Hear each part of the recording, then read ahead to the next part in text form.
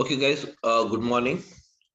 So, my name is Samir, and I'll be a faculty for this ADB. And when it comes to my experience, I'll just walk you through. I have around 10 plus years of experience in IT and on the clouds since the past 3 years. I'm working onto this cloud technologies. Okay, that's it. Working in some corporate. Okay, so guys, let us start with this now.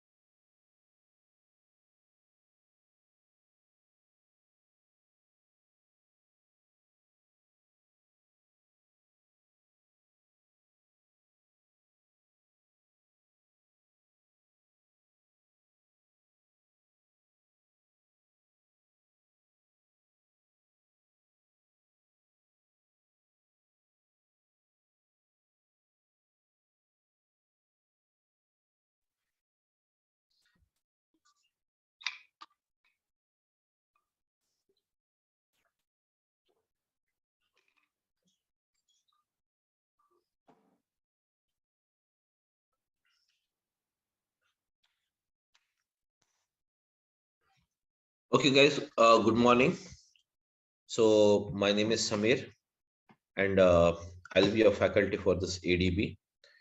And when it comes to my experience, I'll just walk you through. I have around 10 plus years of experience in IT and on the clouds since the past 3 years. I'm working onto this cloud technologies. Okay, that's it. Working in some corporate. Okay, so guys, let us start with this now. So what is, before we go ahead, let us see. And guys, I want everyone to just have an interaction. So I want the session to be an interactive rather than me talking on a side. I want everyone to interact with me. Okay, guys. So let us start with this. So let us say here, Azure Data Engineering. What is Azure Data Engineering? Yes, guys. Everyone, I'm audible. Please. It's audible, Samir. Audible. Okay, so now this is what is Azure Data Engineering. So basically, Azure Data Engineering is packed is a packed into the packed in the form of services.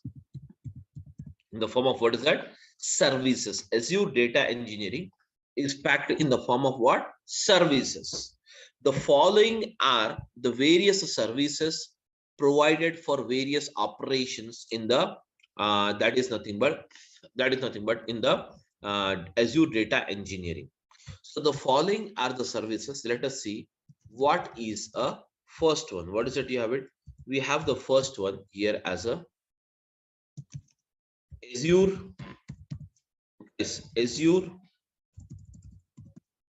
Databricks. Azure Databricks. And then we have the next one after this. We have the Azure Data Factory. And apart from this, we have the next service that is called as Azure Synapse. Azure Synapse. And next one after this, many services are there, but I'm listing few of them. Okay, so we have the Azure artificial intelligence, AI, or else we can also refer it as a ML, that is called as machine learning. Okay, so these all are the services packed into this Azure data engineering. That means all end-to-end solutions for the data. That is nothing but data engineering means end-to-end solutions for the data. So now, guys, what is this Azure data that is Azure Databricks is used, and what is the purpose of it? So, guys, this service called Azure Databricks is provided by the Microsoft to perform the job of ETL. So, guys, what is this ETL? Where ETL stands for what? Extraction, transformation,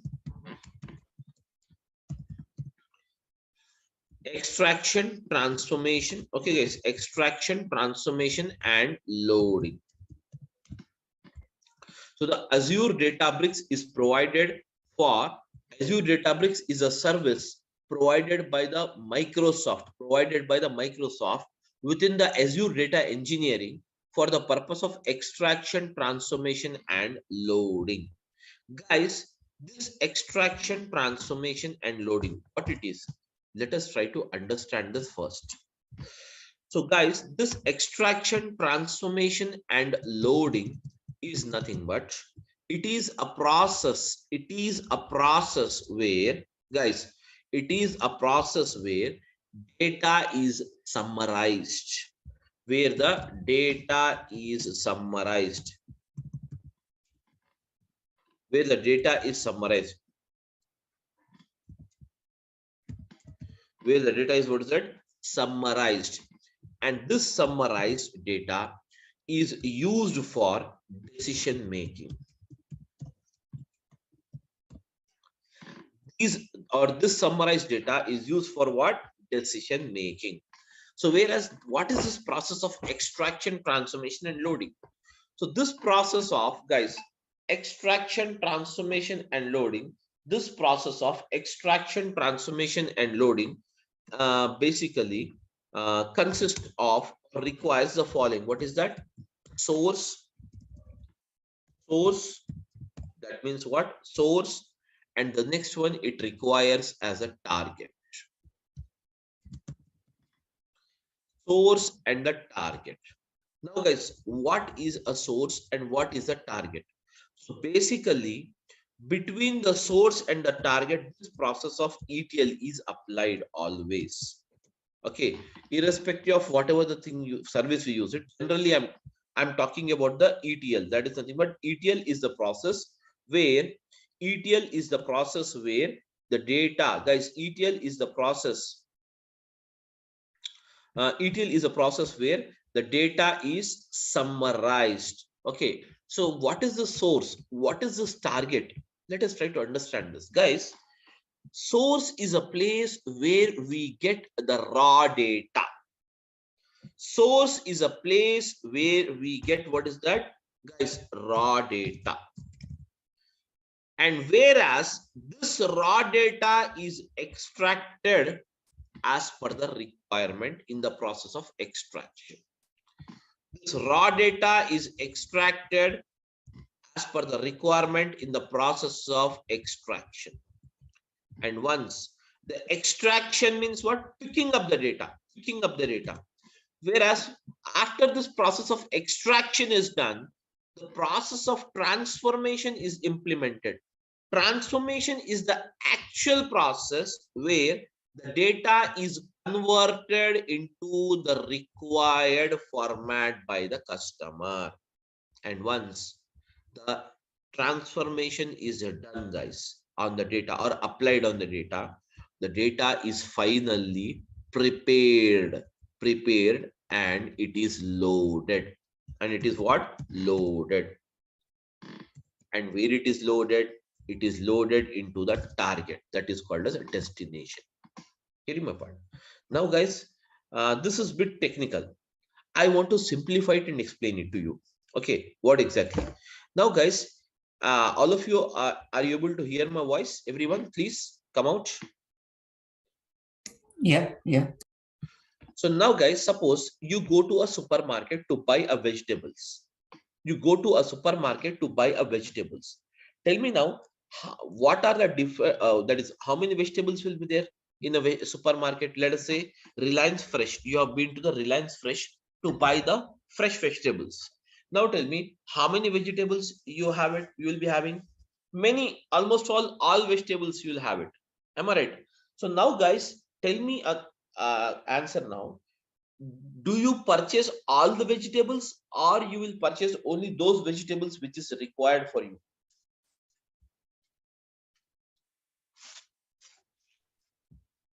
Yes, my question is that you have been to a required supermarket. vegetables. Yes, guys, you have been to supermarket and that is more supermarket, or you have been to a that is Reliance Fresh, where you can find many vegetables. Are you going to purchase all the vegetables or some of the vegetables? Only required vegetables will purchase. Required. That means before leaving, you will decide what curry has to be cooked. What curry has to be cooked. Based on that curry, you're going to buy the vegetables. Am I right? Some 2-3 vegetables. So now what you're doing is, suppose you have been to a supermarket and picked up some 5 vegetables out of some 100 vegetables are there. Different varieties of 100 vegetables are there. Out of those 100 vegetables, you are purchasing only 5 vegetables. Why those 5? Because that is required for the cooking process. You want to cook only those 5. Am I right? You're picked up. You're picked up. What you will do, once you pick up, you'll put it into your basket, bill it off, everything is done. Now you will come home. Now tell me, what is the form of vegetables now? It's raw form. Yes, exactly. Very good. So the vegetables in the raw form. So now guys, what you will do, you have to eat those vegetables. You have to eat those vegetables. As we are human, so we require to eat those vegetables, but we need to cook it. Am I right? Cook it. So what you will do, you will cut the vegetables, chop the vegetables, everything you will do it, and then you will put it on a, that is nothing but you put it on a stove, and ultimately from the raw farm, all the 5 vegetables you will pour it in one that is nothing but bowl, and you will cook it. That means you're converting this raw form of vegetables into cooked format. Am I right or not? Are you changing the form of vegetables or not for eating purpose? Yes, guys. Yes. Yeah, you have converted. Ultimately, the vegetables are cooked. The vegetables are cooked. Now the curry is ready. So that means what you're doing, you have bought the raw vegetables. You have first of all picked up the vegetables. You have been to the supermarket and picked up the vegetables. And once you have picked up the vegetables, what you are doing, you bought them home and cut it off and chopped it. And once the chopping, everything is done, you are changing the form of those vegetables from the raw form to what is that? Cooked form, as per our requirement. Ultimately, once the vegetables is cooked and ready, then what you will do? Finally, you will eat. That is nothing but called as what? Loading. Same way, guys, picking up the vegetables, from multiple 100 vegetables are there, but you are picking up only 5 vegetables. And those vegetables, picking up the process of vegetables from the supermarket is called as what? Extraction. It is called as the process of what? Extraction. Whereas the extraction is done, then what you are doing? Transform. That means you're getting them home and chopping them, cutting them, and putting them into the bowl to cook, and ultimately cooking those vegetables. That means you are converting the raw vegetables to what is that? Cooked format in the form of a curry. Am I right or not? Ultimately, once that is called as a process of what? Cooking is the process of transforming. Cooking is the process of what? Transforming. Ultimately, once the transformation is done, finally your destination is what? Your destination is the curry. So curry, you will eat it. That's it. That is nothing but finally the process of loading is nothing but cooking. That's nothing but eating the same. So hence, this is actually you have the process in what? Extraction, transformation, and loading. That's it, guys. Nothing else. There is no technicality. There is no something is, where you need to worry about how the things will move on. All these things, you need not worry about this. Simply extraction, transformation, and loading is the process. Extraction, transformation, and loading is the process of converting the picking up the required data, and transforming the data as per the requirement, and ultimately transformed data you will load it into the target. Okay, so guys, is it clear for everyone what is ETL actually? Yes, guys, I want an answer, ma, please. Huh? Yes. Yeah. Okay, so before we see some examples on how actually this process has taken place, let us try to understand few more things here, then we'll come back to this. Let us try to understand first of all what is a cloud, what is a clouds, and what is an on-premises.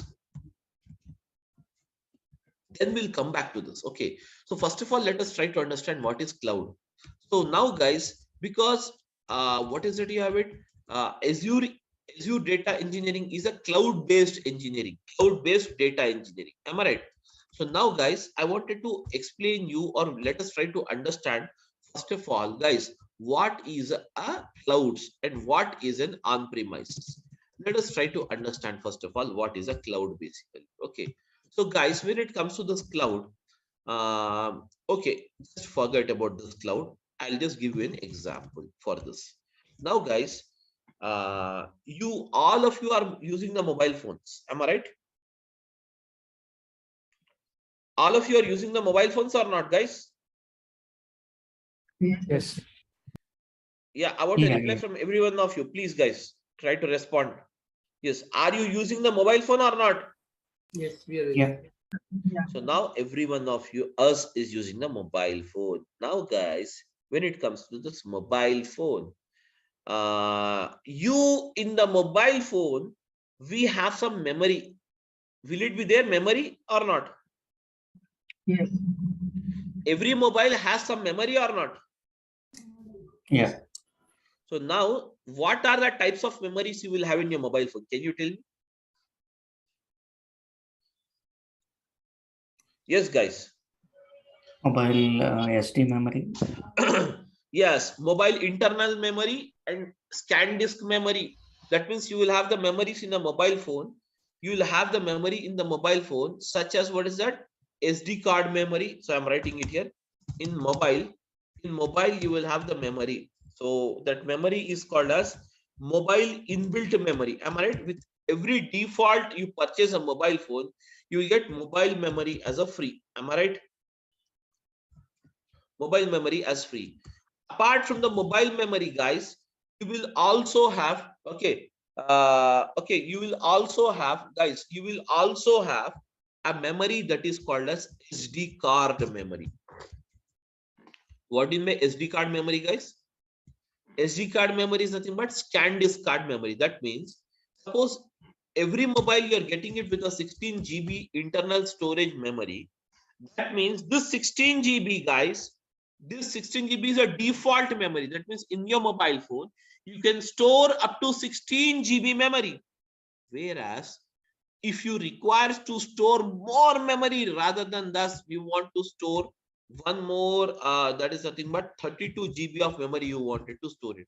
For that, what we do, we buy an external SD card and we will just put it in your mobile phone. Okay, put it in your mobile phone, and from that point onwards, you can use this memory of 32. So now tell me, totally what is the amount of memory you have it in your mobile phone now? 32 plus 16. Guys, tell me now. 32 plus 16 means what? Guys, 48 32. GB. Huh? 48 GB. Very good. So 48 GB memory. Totally, you can store up to 48 GB memory now in your mobile phone along with SD card. Now, the question is that now the further I have some more videos and photos, etc., which is amounting to around 100 GB. 100 GB. Let us assume amounting to around 500 GB. Now tell me, how do you store this 500 GB memory? You already utilize the 32 GB, you already utilize the 16 GB memory. You have to store more 500 GB memory is required now. So now tell me guys, what is the way you adopt it?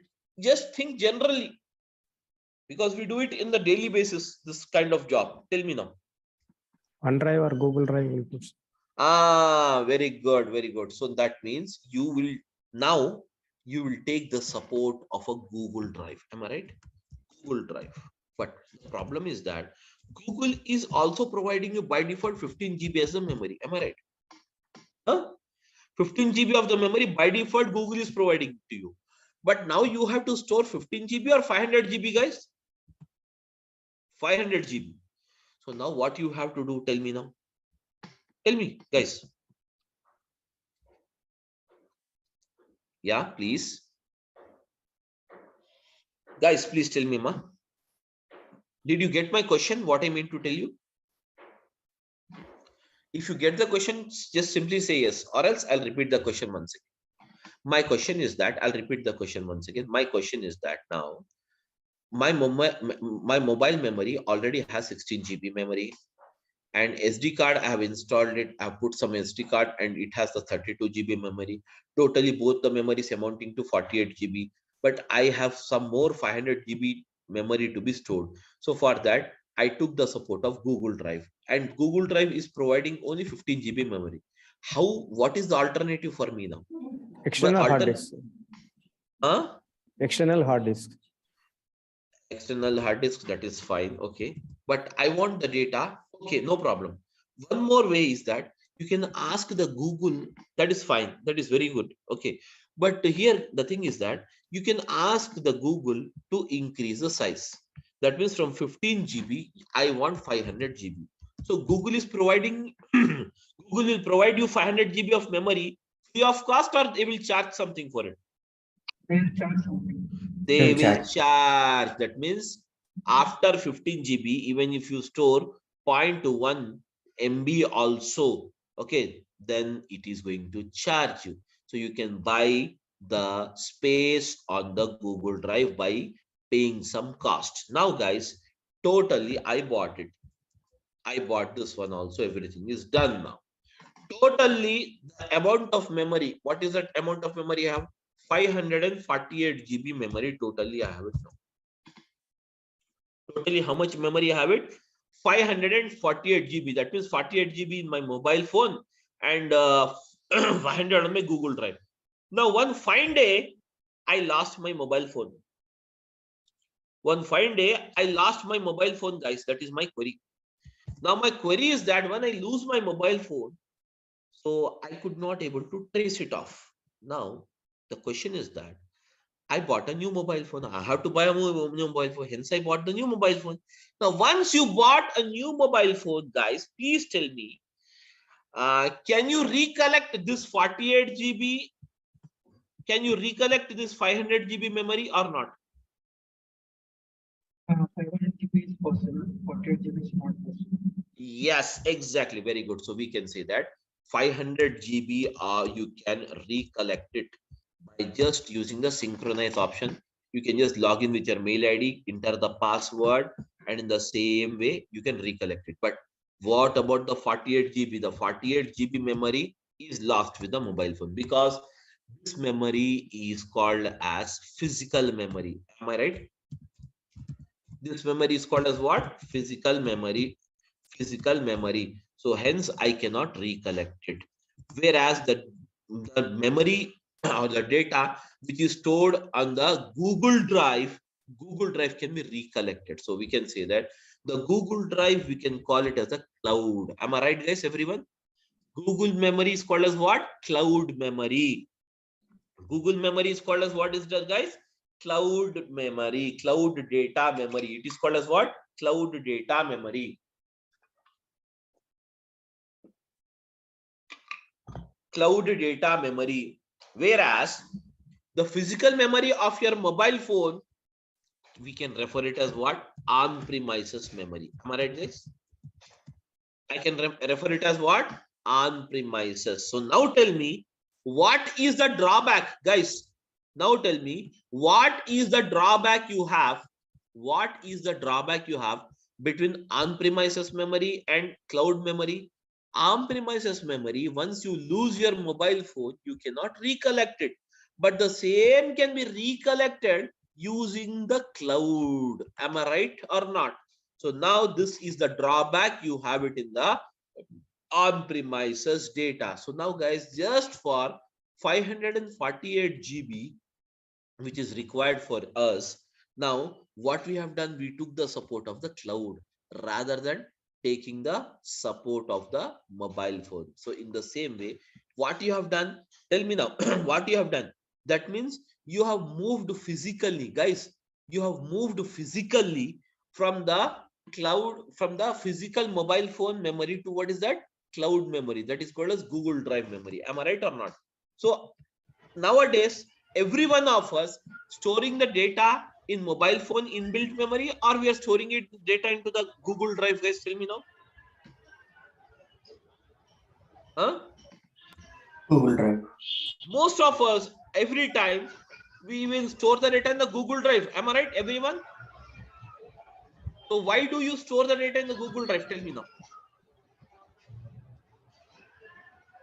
You can recover.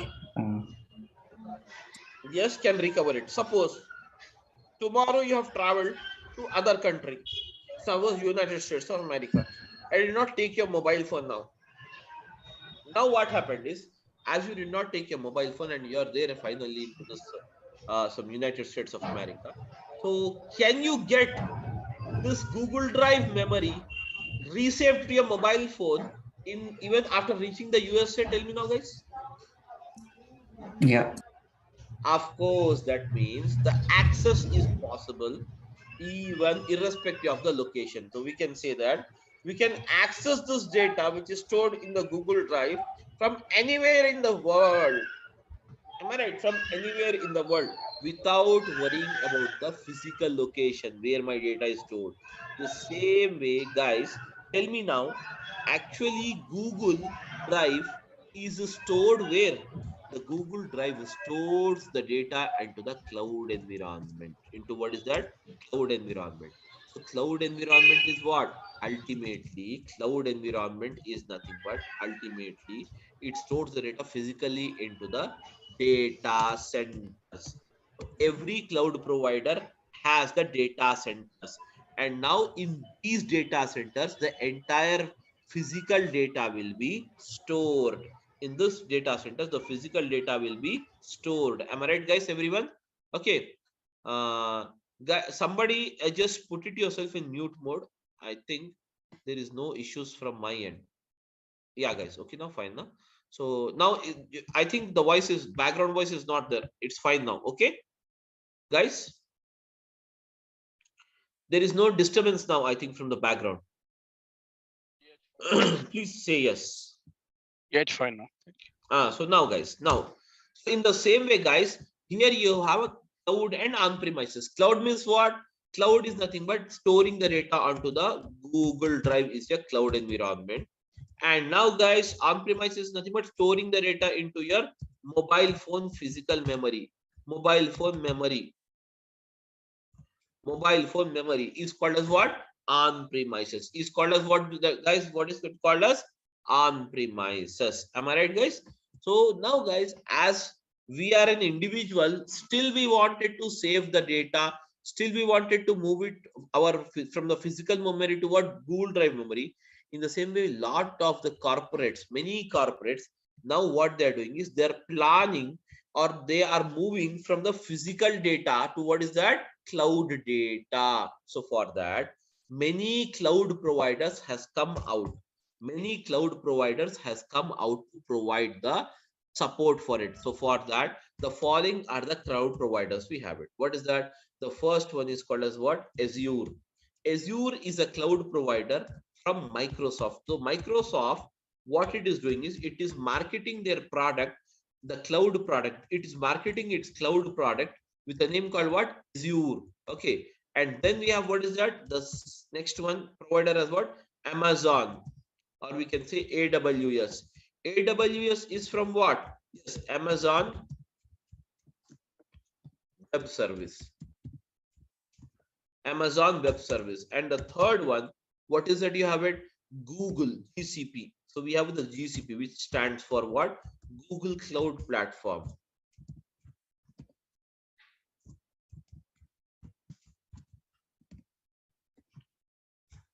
Google Cloud Platform. Okay, guys, Google Cloud Platform. Then afterwards, then we have what is that? Alibaba. This is a China-based, okay, that is cloud provider. And now then we have what is that? We have the SAP Cloud. SAP Cloud. Likewise, then you have even the SAP Cloud is there, Oracle Cloud is there, etc., etc., etc.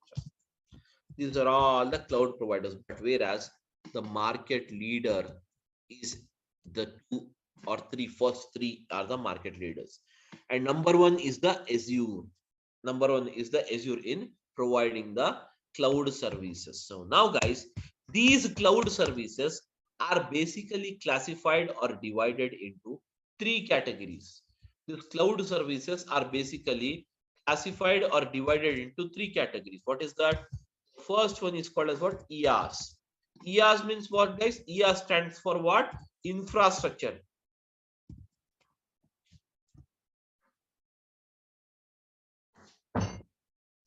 Infrastructure as a service. And then you have what's that? PaaS. PaaS stands for what, guys?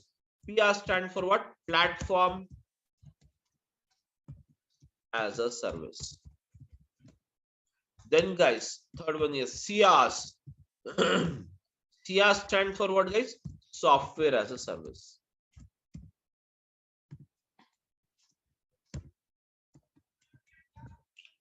Software as a service. Guys, these are the three different services provided by the cloud providers. That means IaaS as a service, PaaS as a service, and CaaS as a service.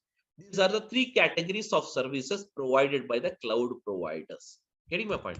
So now entire cloud service is classified or built according to these categories: IaaS, PaaS, and CaaS. Infrastructure as a service means what, guys? Suppose just now we have discussed that you require 500 GB of data to be stored. That means you require what? Space on the cloud. Space on the cloud to store the 500 GB data. Am I right? So whereas this all storages, suppose you require what is it? All the storages. How much storage you require it?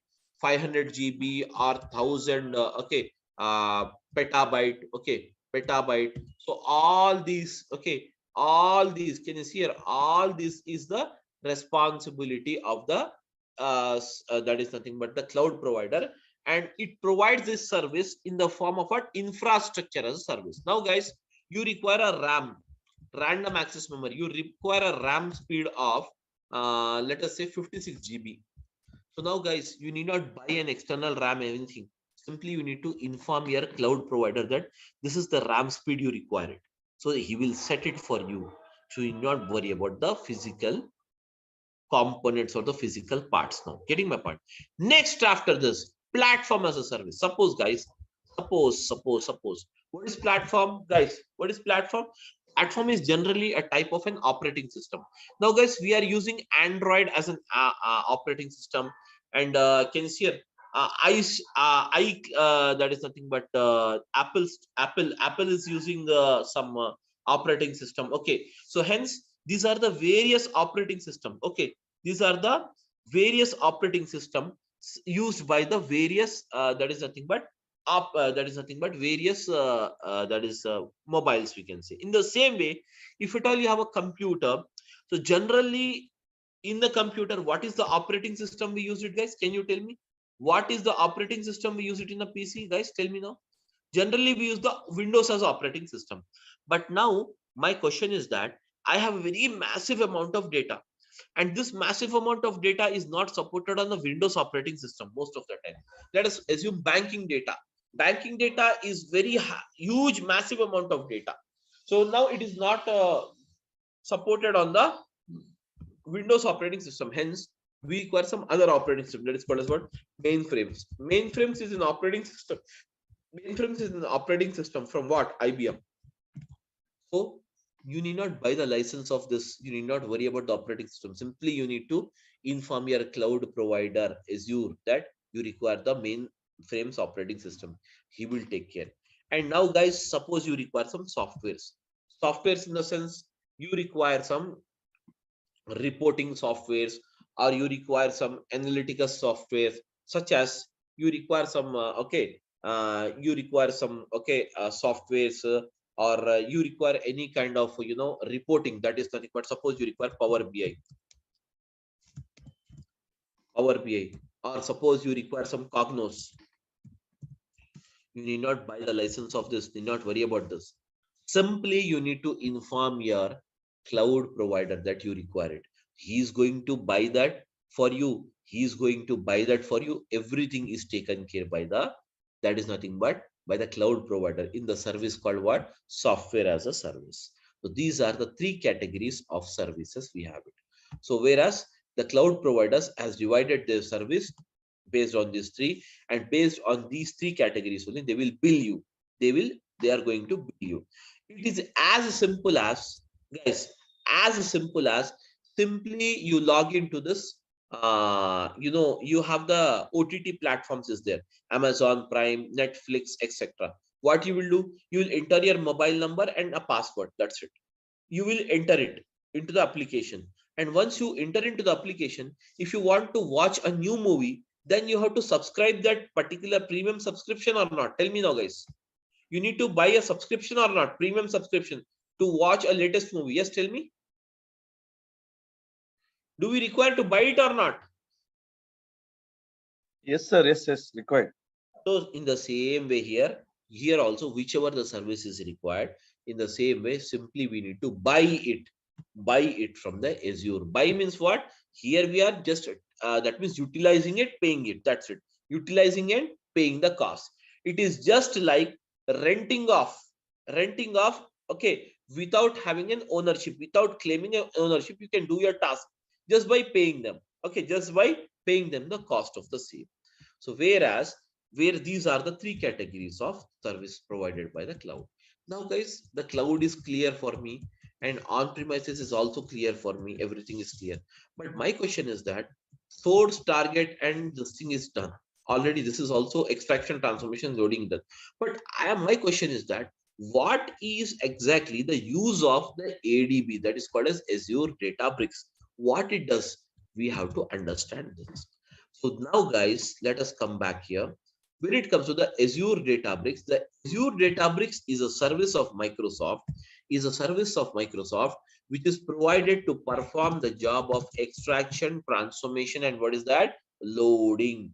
To perform the job of extraction, transformation, and what is that? Loading. The Azure Databricks is a service of a Microsoft provided to perform the job of extraction, transformation, and what is that? Loading. Okay, guys. Now, when it comes to this Azure Databricks, exactly, let us try to understand this ETL with some example. Guys, here I have a data.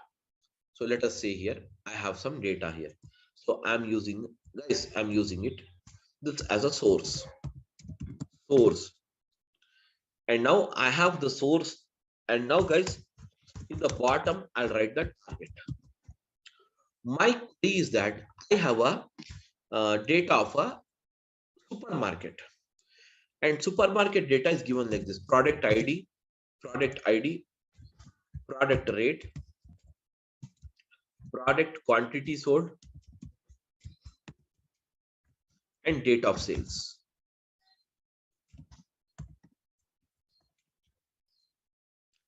Now, guys, this you can see here. Now my query is that, guys, and here is the customer. The customer is here. The customer wanted to know, guys, this is a customer. That customer means what? The owner of the supermarket is a customer for us. This customer wanted to know what is the change in sales, or what is the sales difference on 21st of this month and 22nd of this month.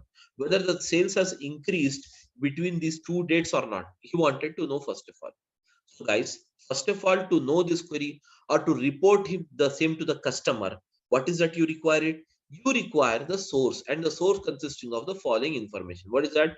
Product ID, product rate, product quantity sold, date of sales. Let us give the product IDs something like this. Product rate, let us give it as 100 rupees, and the quantity sold is 10, and then you have a date of sales. Date of sale is 21, guys, 21/11/2022. And then you have the product something like this, okay, product ID, and the rate is 200, and the quantity sold is 05, and now the date of sales is 21/11/2022. And then I have something like this.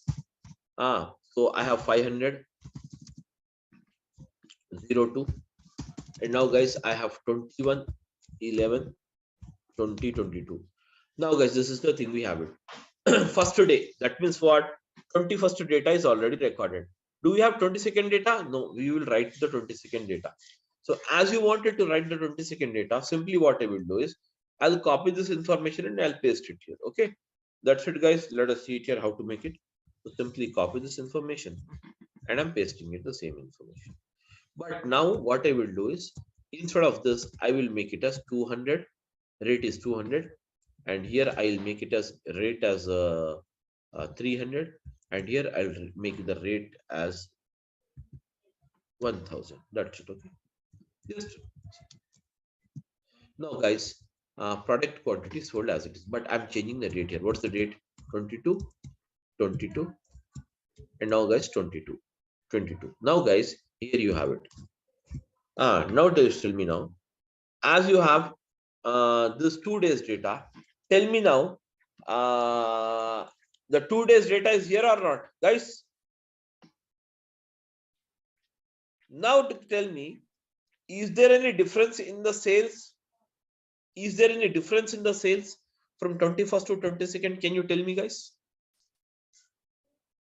Yes, different is there, sir. Different is there. Difference is there. How can you say? How can you say? Just by looking into the data. Am I right or not? Just by looking into the data, yeah, just by looking into the data, you can say there is a difference. Why you are able to say? Because you have only how many records are there, guys? Totally 6 records. Very simple, small data. You can look it here and decide it. Am I right or not, everyone? Yes, sir. Yes. Yes. If you have massive amount of data, can you look onto the data and decide it or not? Suppose each table having some 1 lakh records. Can you decide it by looking into the records?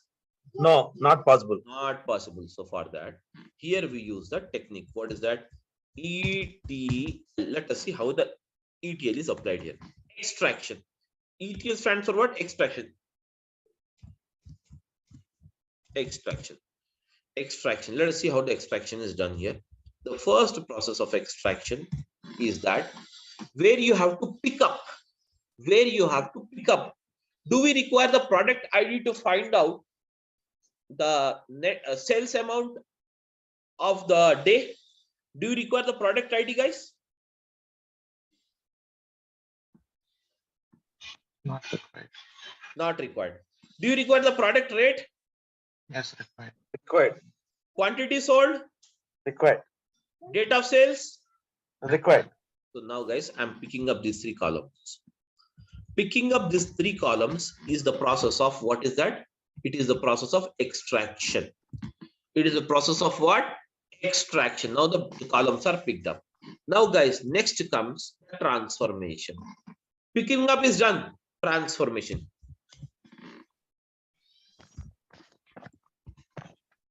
Now in the transformation, how can you find out the net? You want to find out the net sales amount each day. So to find out the net sales amount, do we need to perform some arithmetic operations on the data or not? That means some mathematical calculations is required or not? Yes, sir.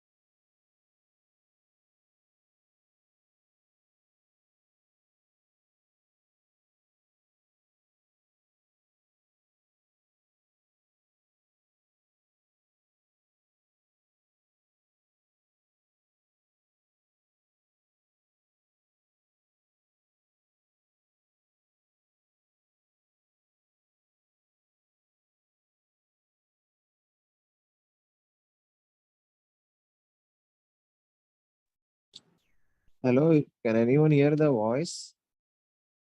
Yes, yes. Sir, screen is not visible. Actually, he's left, sir. He's left. Maybe he's facing network issue. Okay, okay. Shamil is not there.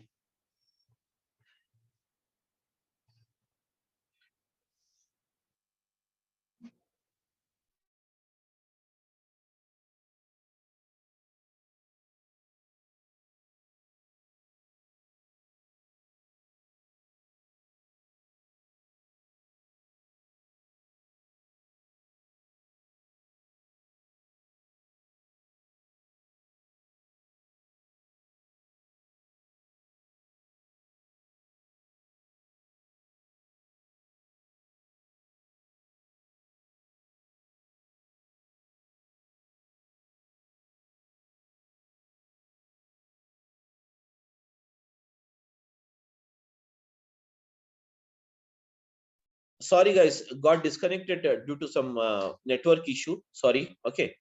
Hello, I'm audible now. Yes, yeah. Yeah, I'm audible now. Yeah, so got disconnected due to some this thing, network issue. Okay, so now guys, okay, we were just a minute. So just a minute. I'm just looking out for this. I don't have this host rights. Just a minute. Let me call the people to provide me the host right, because once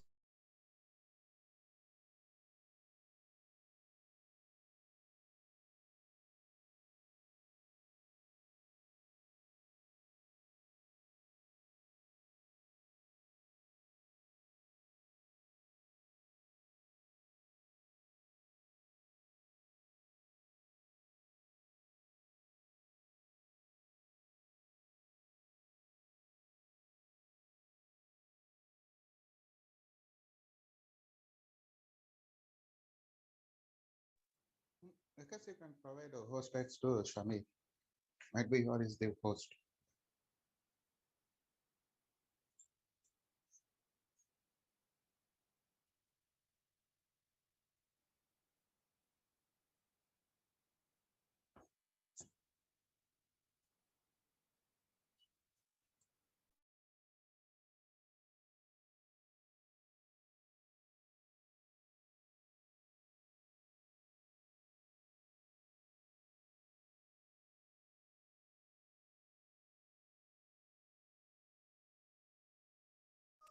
I'm audible, guys. Please tell me, I'm audible. Yes. Now guys, see here. So we have, what is that? We were discussing about the calculations. 100 into 10 is what is 1000.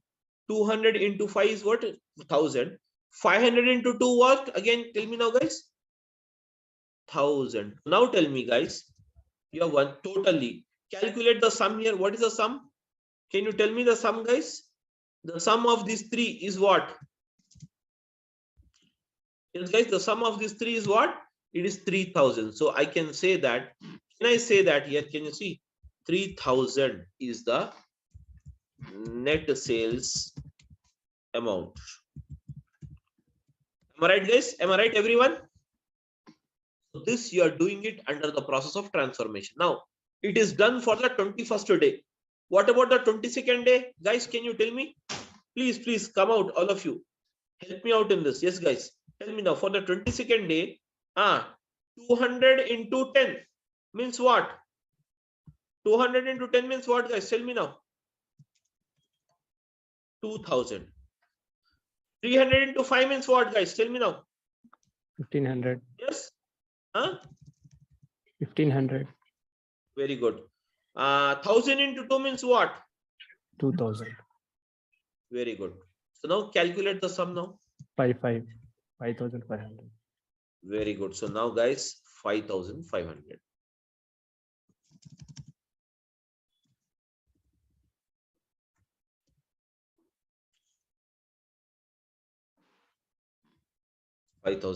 Now, guys, this is the net sales amount. Now, guys, this process is called as a transformation process. It's done now.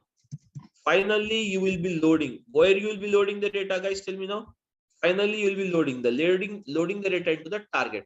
So how will I load the data? I will load the data like this. See here, I'm loading the data. So net sales amount underscore sales underscore amount. Net sales amount is what, guys? Tell me now. Net sales amount is what? 3,000. And now for which date it is? So I'm declaring one more column here. Oh yes, that is date of sales. Date of sales is, I'm using it as 21/11/2022. And then we have, what is that, guys? Tell me now. 5,500, and it is on 22nd/11/2022. Now, guys, this particular thing, that is nothing but called as output. Now, can you see here? This entire thing, what you have done, guys? Can you see this entire thing? This entire thing, what we have done? We have transformed this much data.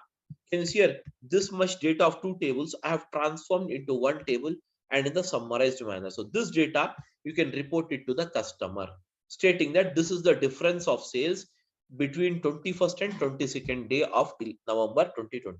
Am I right, guys? Everyone? Huh? This process is called as the process of what? Extraction, transformation, and loading. And this is done by using the Azure Databricks here. By using, what is that?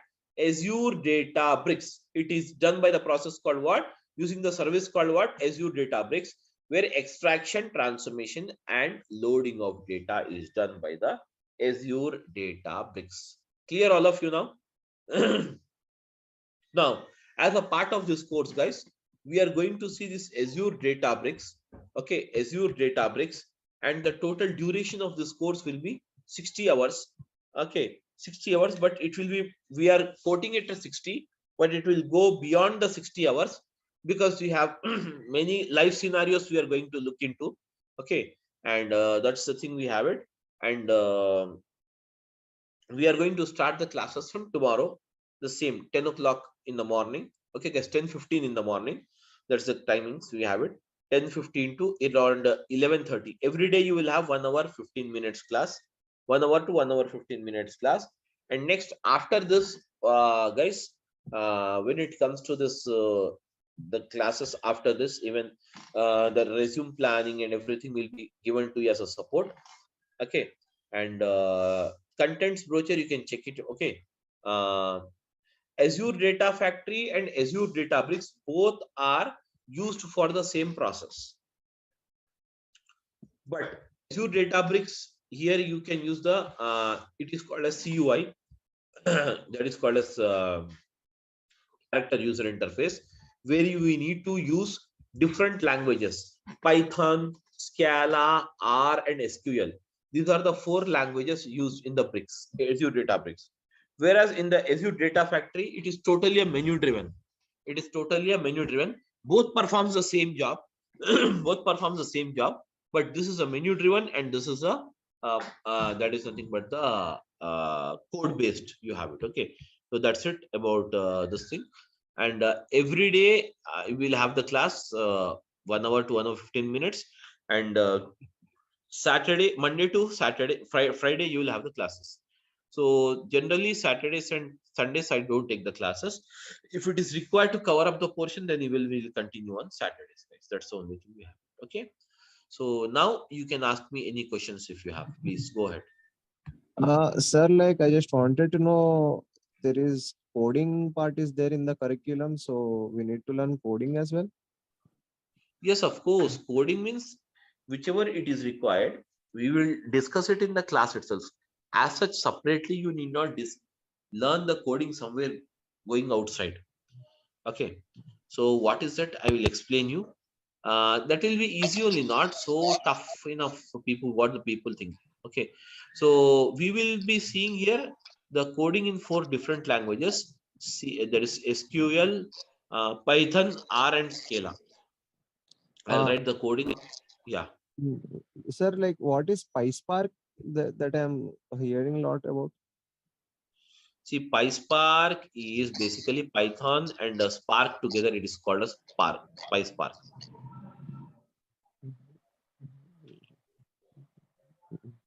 PySpark. Okay. Okay. Do we need to learn that also for ADB? Yes, of course. I will teach you that PySpark also. I'll teach. Okay. Okay. Okay. Thanks, sir. That's thank you. Any other questions, guys? Sir, this is a duration, sir. Duration will be 60 hours. Okay. Okay. 60 hours. Azure Data Factory.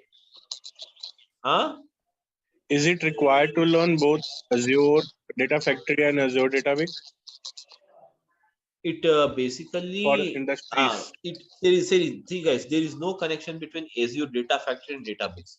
If you learn it, that is up to you. If you don't learn it, then also no problem. You can get the job individually on Azure Databricks as well as on the Data Factory. These are two different services you have it. Okay. Sir, if there any deployment process are you explaining, sir? Deployment processing. Yes, of course, deployment process we will see now anyways. Without the this is all a technical subject. Yes, sir. So ADF also there, right? ADF and ADB. Okay, deployment process is required. Finally, classes over, right? Yes. Yes. But is We there will any see that combined deployment. batch for both Databricks and Data Factory? Is there any combined batch? I mean, See, you will have Data Factory batch is morning 7 a.m. started today itself along with you, and Databricks is this time. Combined batches means these are two different services, so I teach them differently. Yes, sir. Yes. Combinedly we'll see a type of a project anyways, a case study you can say, not exactly the project, case study I can see.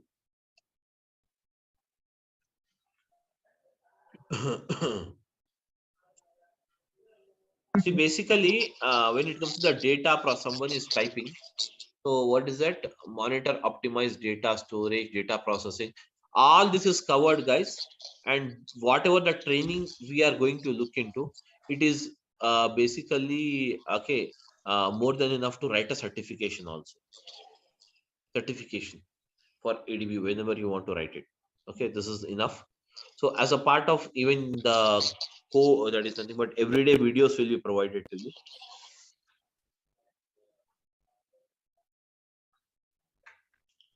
That's it. Any other questions if you have? Can. Any batch for the evening? Any batch for the evening? Right now, no, there is no batch in the evening. So morning batches only we have it.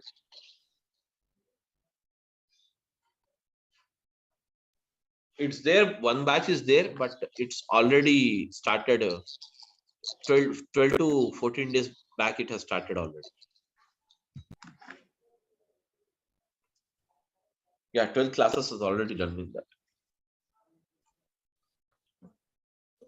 Samit sir, ADB and ADF both are providing Azure, right? Microsoft.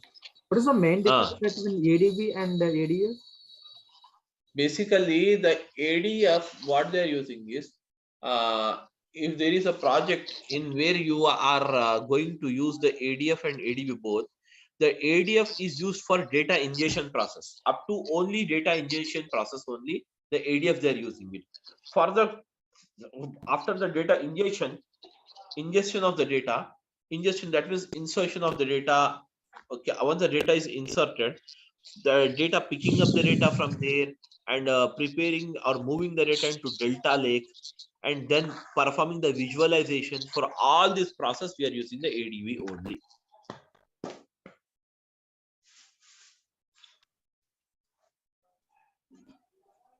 Okay, got it. Yes, any other questions, guys?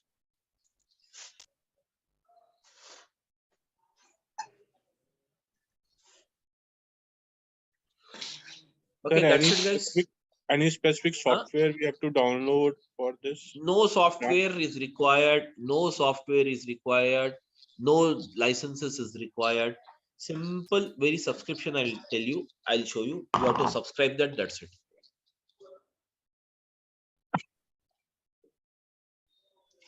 No software, no piracy, nothing is there. No piracy, yeah, no but software. it is asking some card, yeah, credit card number asking. Yeah, credit card, obviously. That is for free subscription. It will take you, it will charge some 2 rupees from a credit card. And the free subscription will be valid for 30 days. Okay. And after that, you have to go for pay as you go model. That pay as you go model will not cost you if you based on your usage only. It is just like pay as you go means it will not charge you more than 700 to 800 for an individual. So okay, because we are working on, because we are working on the type of an organization. Then even I'm taking multiple batches. Even then I'm not getting the bill more than 2000 rupees per month, 2000 to 2500. But there is a technique for saving this. That is nothing but how to save the cost and all. I will that is anyways tell you those techniques. So if you follow that, that's not a problem for you to make out. That's the thing. Yeah, can you providing that license code in per practice purpose? Yeah, can you provide license account? Sorry, can you providing account so but for a practice purpose? Account, you can take it. It's not me to provide you. You can take it directly. I'll show you the way how to create account, everything I'll show you. Yeah, okay.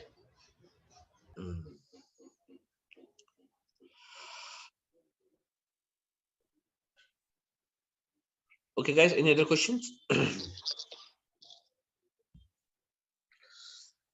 Okay guys, thank you. Then we'll meet tomorrow morning at the same time. Yeah, please go ahead. Any questions?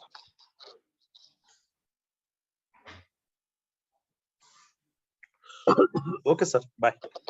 Okay, thank you guys. We'll meet tomorrow 10:15. Okay, thank you everyone. Thank you. Yeah, thank you.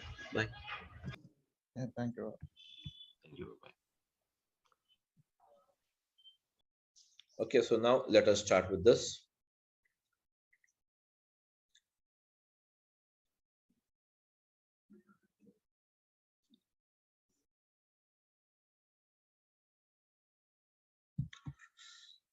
Okay guys, so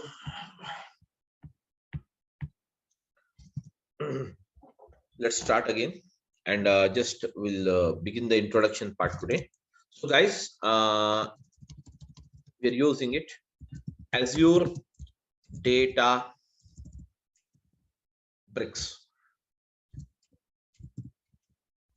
Okay, we're using the Azure Databricks. So basically, what is Azure Databricks? Guys, the Azure Databricks is nothing but it is a cloud-based service. Cloud-based service provided by Microsoft. It is a cloud-based service, guys. It is a cloud-based service provided by Microsoft. So Azure Databricks is a cloud-based service provided by Microsoft. It is a cloud-based service provided by Microsoft to perform the job of ETL. So now, guys, what do you mean by ETL? Guys, the ETL stands for, yes, the ETL stands for, already I told you yesterday, ETL stands for what? Extraction. Yes, extraction, transformation,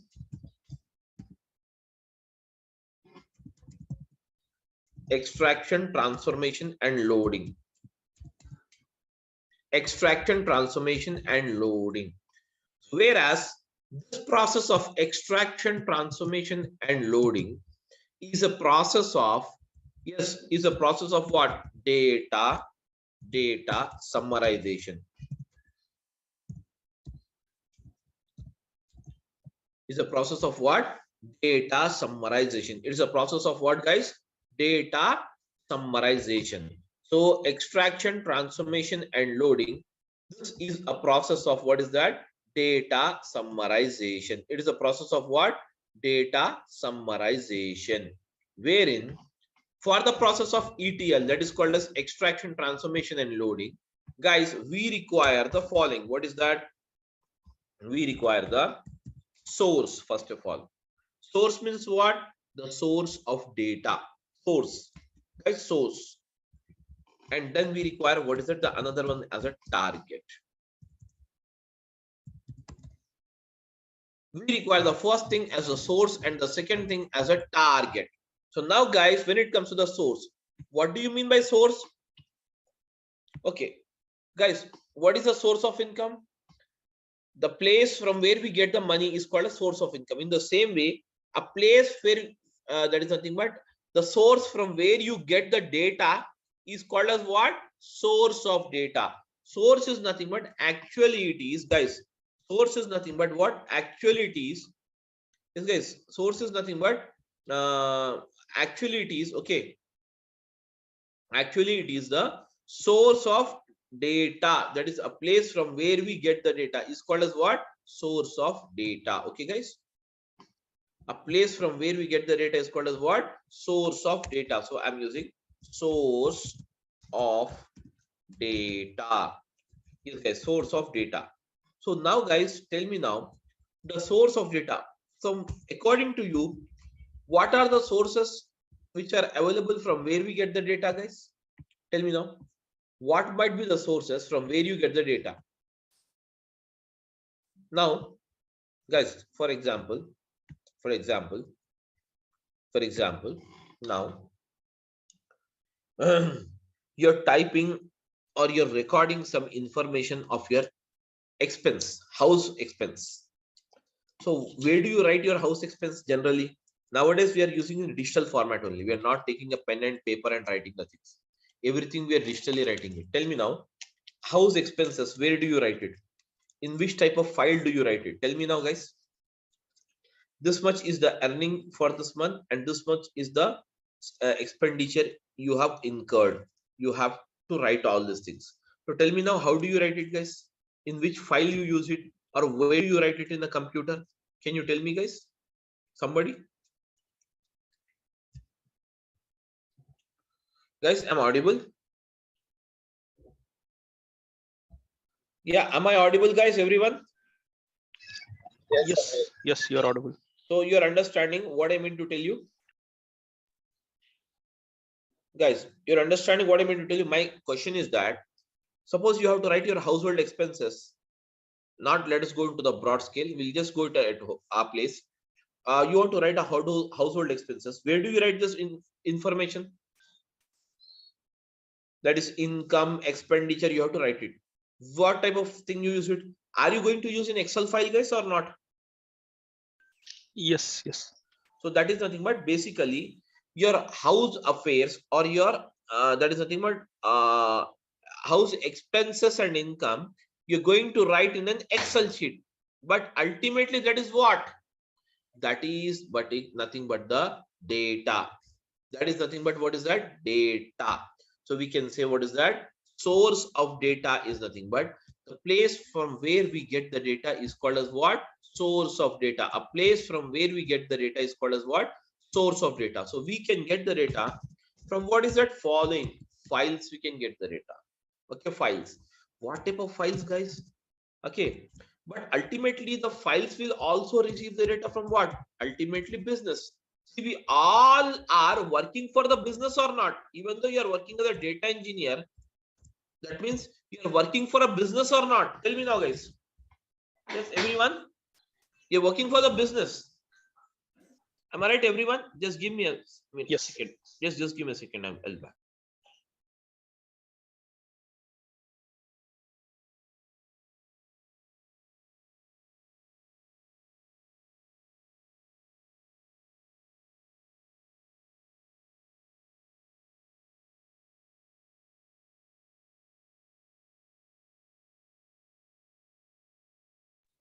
Okay, sorry. So guys, we all get the data. We all work for the business only. Though we are working here, suppose you're working as a data engineer in an IT sector, that means are you working it for a business or not? In fact, that means you will get the data from the business. From the business entities only we get the data. Am I right, guys? From the business entities only we get the data. Whereas this data is recorded in the form of what is that? Files. In the form of what is that? Files. So what are the type of files you have it? Guys, what are the type of files you have it? The files are the following. So we can have what is that? Yes, guys. We can have what are Excel files. Excel files. Yes, Excel files. And we can have what is it? CSV files, which stands for what? Comma separated value files. Okay. Comma separated value files. And Excel files, comma separated value files. And you have what is that? JSON files. JSON stands for what? JavaScript object notation files. Okay. And then afterwards, what is it? You have it? Excel file, CSV file, comma separated value files, JSON files, and you have the Parquet files.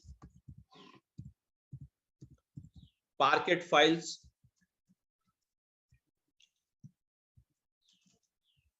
You have the Parquet files. Okay, guys. You have the Parquet files, and then you can have what? Avro files.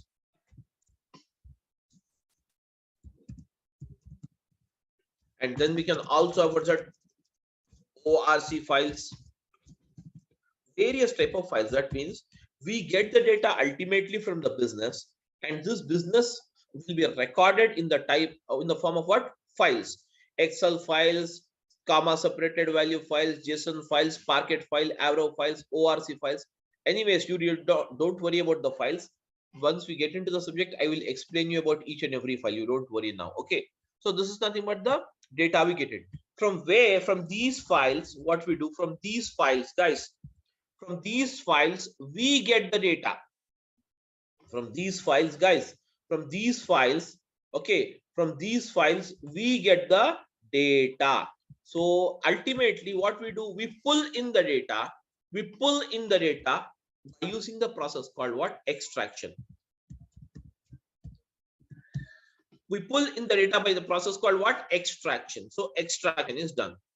And now, guys, this extraction is done by what? By using the ADB. That is called as what? Azure Databricks. By using the Azure Databricks. By using the Azure Databricks, guys, by using the Azure Databricks, we perform the process of extraction. That means extraction of data. Extraction, the full name is what?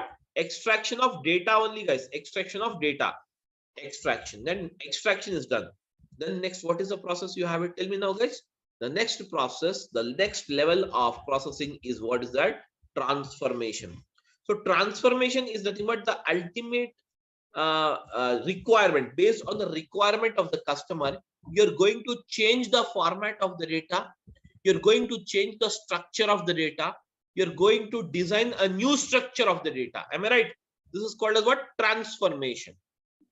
And once the transformation is done on this data, ultimately the process of loading will be taken place. And loading means what? The final data, whatever you have it, will be transferred to the destination. That is called as what? Target. That is called as what? Target. Or we can say destination. We can say target, or we can say destination. We can say target, or we can say what is that? Destination. The data will be transferred to the destination. Am I right, guys? Everyone? Yes, guys, everyone is following or not? I want a reply, guys. If you don't talk, yeah, if you don't talk, I cannot understand what is your thing. Okay, so I want everyone to respond it, guys, so that I'll come to know whether you people are following or not. Okay, anyways, so this is the first. Now, apart from, guys, apart from getting the data from the files, we can also get the data from the business. We can also get the data from the business in the form of what? Database. And database can be what again? The database can be what? It can be Oracle database. It can be the SQL Server database. Okay, it can be any type of database you have it. Whereas this kind of database, can you see here? This kind of database, when you receive the data, we can say that we have received the data from OLTP system. We have received the data from what is that? OLTP system. What do you mean OLTP? OLTP stands for online transaction process. online transaction process, that is called as what? OLTP system. Okay, OLTP system, you will receive the data. Getting my point? You will receive the data from what? OLTP system. So now guys, ultimately from this database, what we do, we pull in again the same process. We pull in the data by using the process of what, guys? Same process we perform it. Extraction will be done. That means using the ADB, we extract the data. We extract the data, and once the data is extracted, then what we do, guys? We perform the transformation on the data. We perform, what is that? Transformation. Transformation is the actual process of data summarization or loading the data as per the requirement of the client. So now guys, loading will be done, and finally once the loading is done, guys, finally once the loading is done, the loading will be done. Okay, the loading will be done into the destination. That means this is the destination.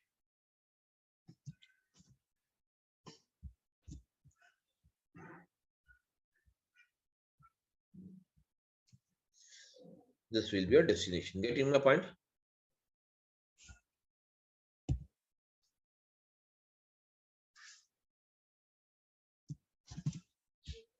Now guys, destination.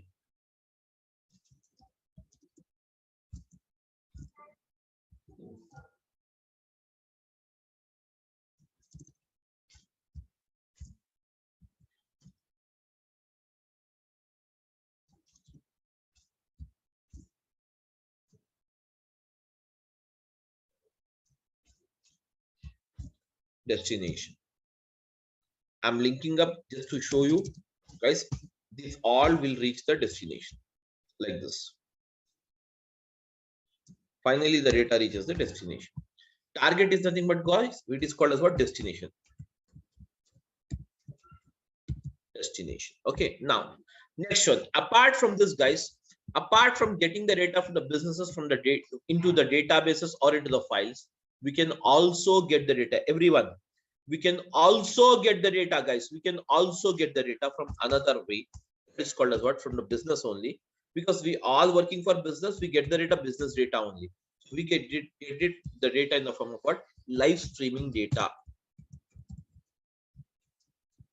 Live streaming data, such as, guys, live streaming data means what, guys? Stock market data, live streaming data. Suppose that is India versus Pakistan match is going on, you will get the live streaming. Am I right or not? Yes, guys, that is all called as what? Live streaming data. Even the live streaming data we pull in here as it is. The live streaming data also we pull in here in as it is, and this process is called as what? The process of, again, extraction. We perform the extraction on this data. So can you see here, we perform the extraction on this data, and once the extraction is done, then what happens? Again, the process of transformation will become. So what is the process of transformation? Transformation is the actual process of, transformation is the actual process of what? Data summarization. Transformation is the actual process of what? Data summarization. And once the data summarization is done, guys, finally what we do? We load the data into the target. We load the data into the target, guys. Okay. So now this all data, whatever you have it, that is source data, destination data, or whatever the data you have it, finally will be recorded into the target. That is called as sync system. In Azure, it is also called as what? The destination is also called as what? Sync system. Sync. This is also called as what? Sync system, guys. Okay, it is also called as what? Sync system. Sync system. Okay, so now can you see here? This is how we get the data here. Ultimately, we get the data from what? Various sources. Ultimately, we get the data from what? Various sources. And from these various sources, what we do? We extract the data, we transform the data, and we load the data into the target. Everyone. Okay, so this, all this can see extraction, transformation, and loading will be done by using the service, guys. This is a service. ADB is one service. ADB is one service, guys. Likewise, you can also have, what is it? ADF is the another service. Likewise, you can have Synapse as the another service. These are the various services we can do it. Okay. Whereas, can you see here, guys? This is how exactly things works off. Okay, here everyone is following or not, guys? Yeah, I want a reply from all of you guys. Yes, Yes. sir. Yes. Now next after this, now guys, next one, let us see exactly what exactly the big data is. Big data. So now guys, what is a big data? Big data is nothing but whatever the data you're getting, this data, this is called as big data only. The data from the business, whatever you're getting, that is called as big data. So just understand, big data means not a very great concept, something where you need to get confused. It's not like that.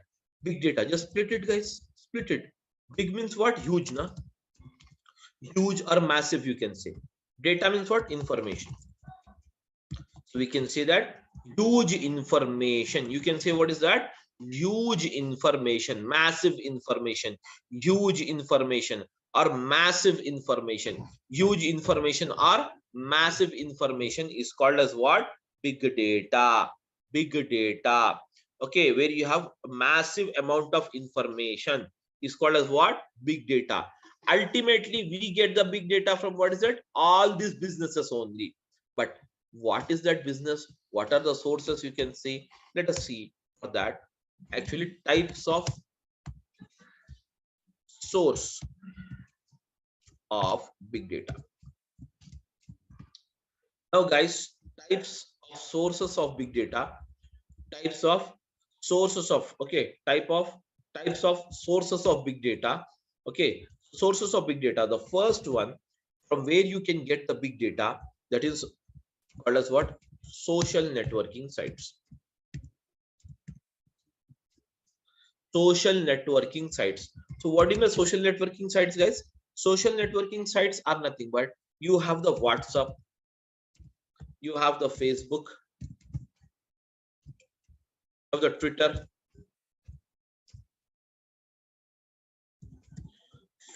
WhatsApp, Facebook. Okay, guys, WhatsApp, Facebook, Twitter.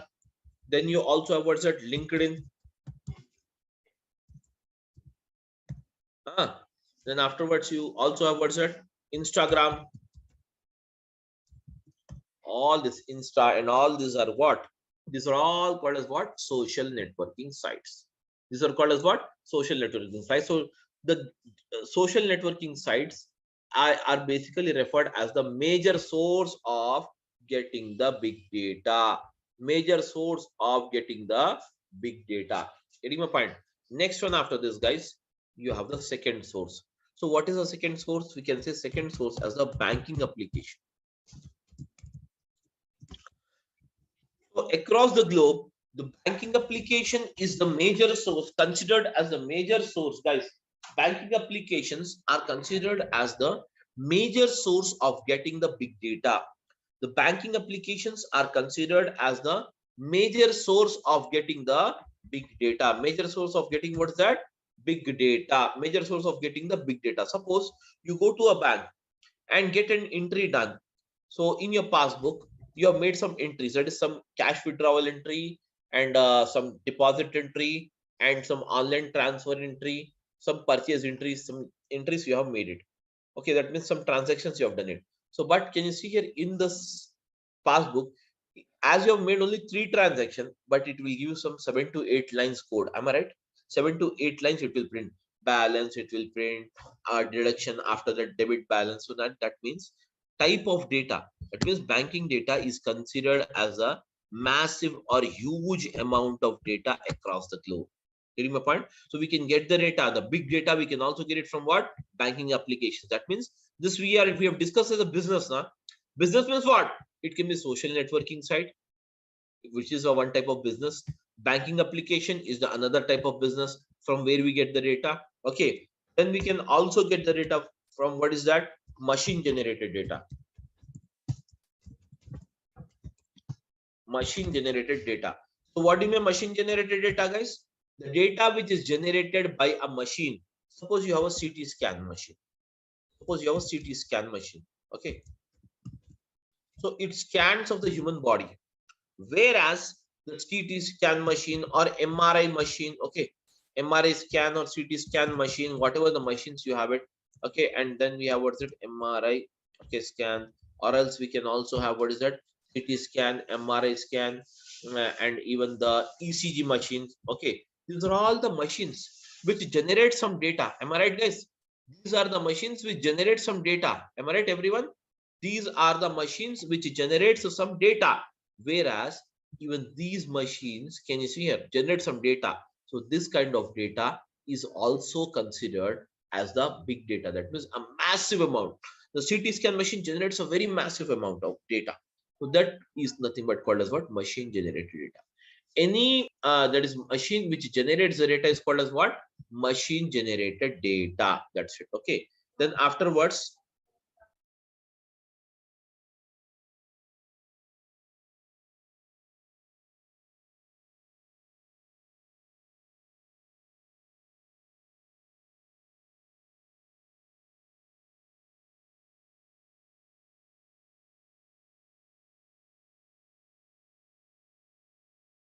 guys, just a minute, 1 minute.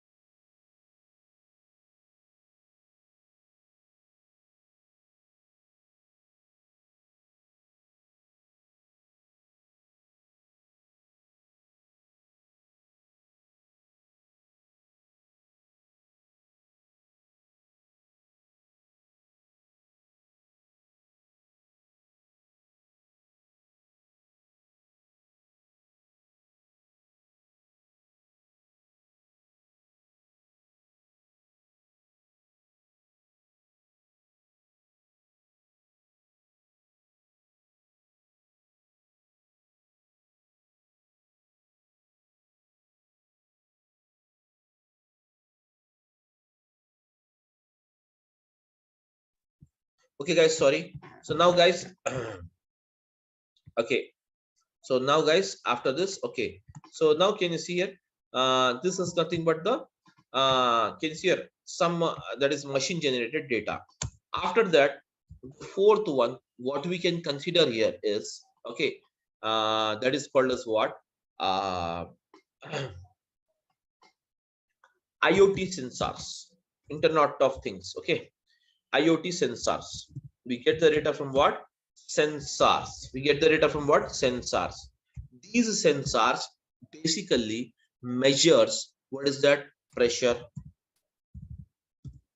Okay, and then it measures the, okay, that is even the, okay, gas pressure.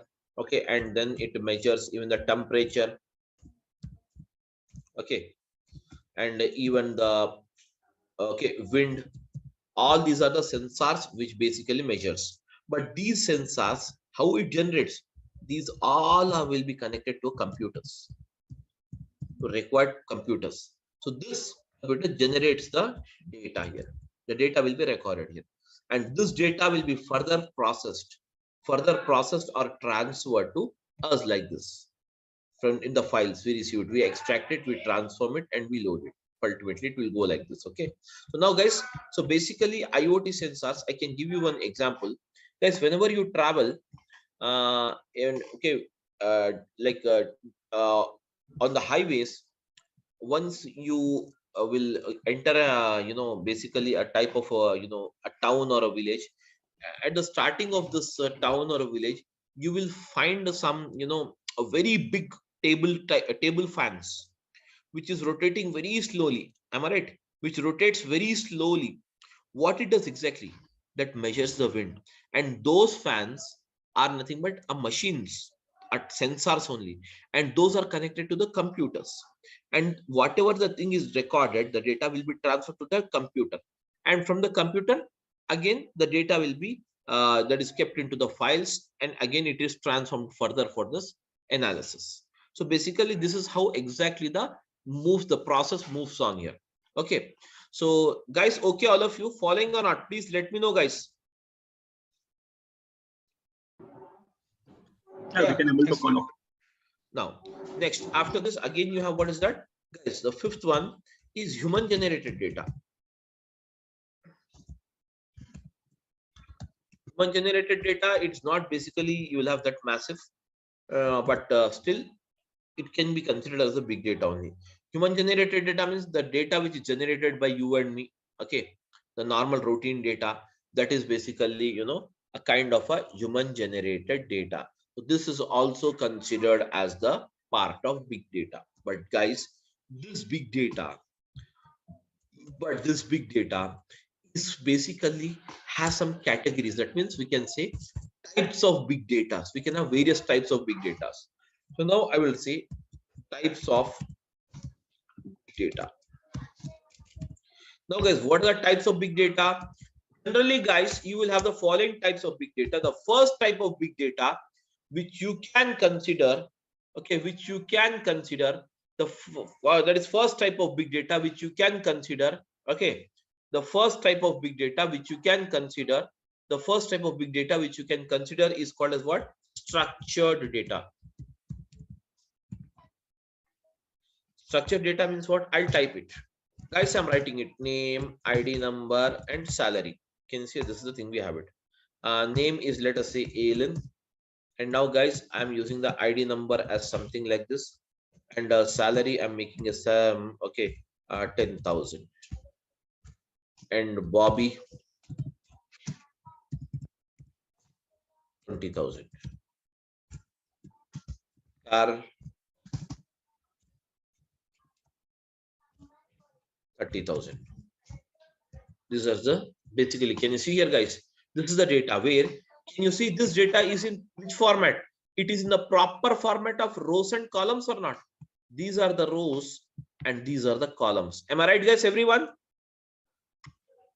Yeah, these are the rows and these are the columns. This kind of data is proper data. Hence it is called as what? Structured data. This kind of data is called as what guys? Structured data. The data which is placed into the proper form of rows and columns. The data which is placed in the proper form of rows and columns is called as what? Structured data. Am I right, everyone? Yes, am I audible, guys? Yeah, what happened? Am I audible to everyone or not? Yes. So now guys, this is nothing called as what? Structured data. Next one is, what is it? You have it. The second one is semi-structured data. Semi-structured data means what? This data is purely not structured as well as not unstructured. It is semi-structured. You will have some semi-structured, such as you have the data into what's that? JSON files. For example, I'll give you the JSON file, how the JSON file looks like and how the data will move. The data in the JSON file will be given in the curly braces. Now, if at all I'm writing the first, I'm calling, defining this data into JSON format, how the data will be. Let us see it here.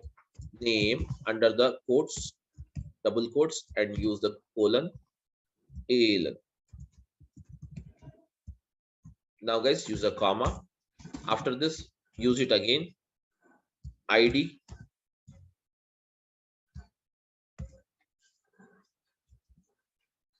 ID, then use it as it's a numeric data. Now you can place it normally. Again, we have, what is that, guys? Under this, again you have, what is that? Car, that is salary. This is also numeric data, so hence you can leave it as it is. Do not place under this. And finally, after this is done, the data is closed, the braces. Can you see here, this kind of data is called as what? Semi-structured data. It is called as what, guys? Yeah, it is called as what, guys? Semi-structured data. This kind of data is called as what? Semi-structured data. And now finally, the third one is called as what? Unstructured data.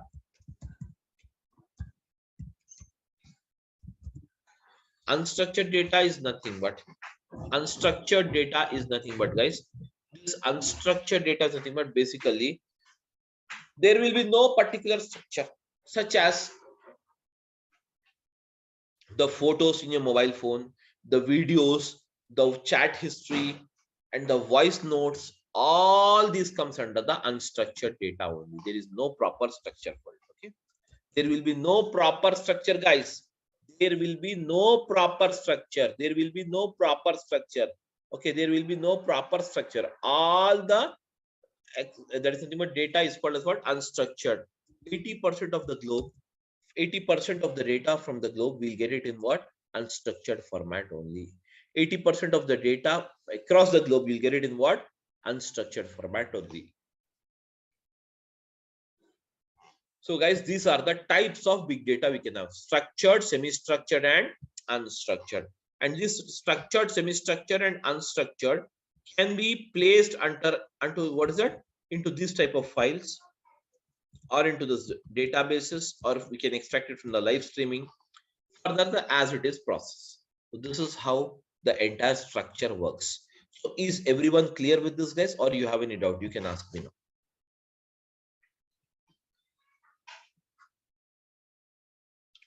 Yes, guys, tell me.